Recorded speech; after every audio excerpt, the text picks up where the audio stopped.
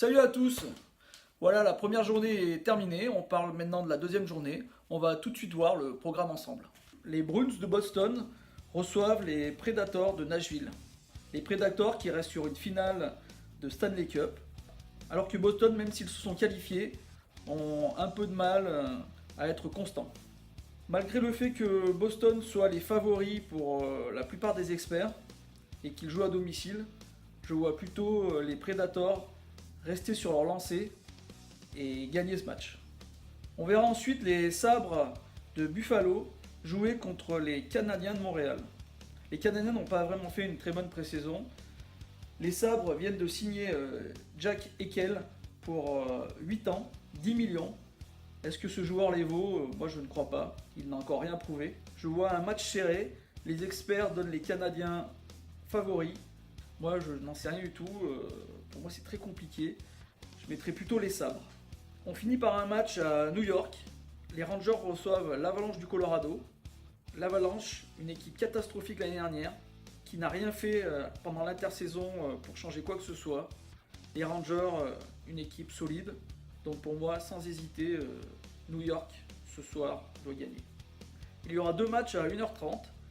Les Sénateurs d'Ottawa reçoivent les Capitals de Washington. Les Capitals de Washington restent une équipe très solide, une machine de guerre, avec des très bons joueurs. Ovechkin semble être affûté, alors qu'Ottawa jouera sans son capitaine et meilleur défenseur, Carlson. Sans hésiter, je vois Washington gagner ce match. On ira ensuite à Détroit, où on va inaugurer une nouvelle arena. Les Red Wings recevront les Wild du Minnesota. Le Wild, pareil, une équipe solide, alors que les Red Wings ne se sont pas qualifiés l'année dernière. Et à cause de leur salary cap et de vieux joueurs avec des salaires énormes, ils n'arrivent pas à reconstruire une équipe compétitive. Je vois le Wild gagner cette nuit. Le match de 2h30 devrait être un des matchs les plus spectaculaires de la soirée, entre les Chicago Blackhawks et les Penguins de Pittsburgh. Les Penguins ont joué hier, ils ont perdu en prolongation contre les Blues de Saint-Louis, des Blues pourtant diminués par des blessures. Les Penguins seront fatigués, ils ont voyagé jusqu'à Chicago même si c'est pas trop loin. Deux matchs en 2 jours, c'est toujours compliqué.